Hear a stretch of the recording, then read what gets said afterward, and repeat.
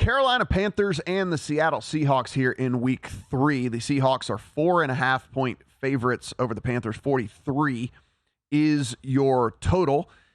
Seattle Seahawks, take what you will from that today. I think that they did something along the way. I'm going to have to go back and rewatch that game because that one's one I think we need to pay a ton of attention to see why did it work today when it didn't work last week. That's something I think, trying to watch 6 games at once, you can't really get the full impact of what's going on. But why did it work today when it just failed so completely last week? And why would it work today whenever you're having to break in 2 new offensive linemen? So that's something that's at least fairly interesting to me.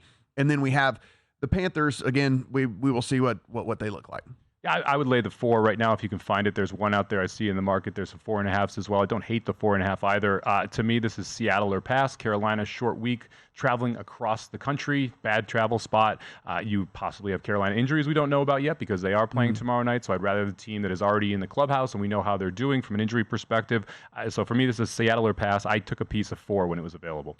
The Seattle offense, at least today, did look somewhat kind of what we thought we might see out of this offense a little bit more, right? I mean, getting all 3 of the receivers involved. We thought it was going to be at least I did anyway. I have a lot of invested in the Seahawks team and certainly thought highly of them heading into the year. I thought we would see, hey man, keep the defenses guessing, right? You never know which receiver is going to go off. Is it going to be a DK day? Is it going to be a Lockett day? Is it going to be a JSN day? Like, I didn't know. I thought that maybe this would be one of those.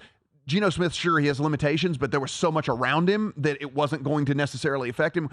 Certainly the limitations came out in week 1. Here in week 2, maybe they figured something out. I guess we will see. Yeah, I really like the offensive line game plan because that was where the weakness was here. And they did a very good job keeping Aiden Hutchinson off Geno Smith. Only 1 sack with losing both of your tackles, I think is very impressive, especially after what we saw against the Rams the prior week.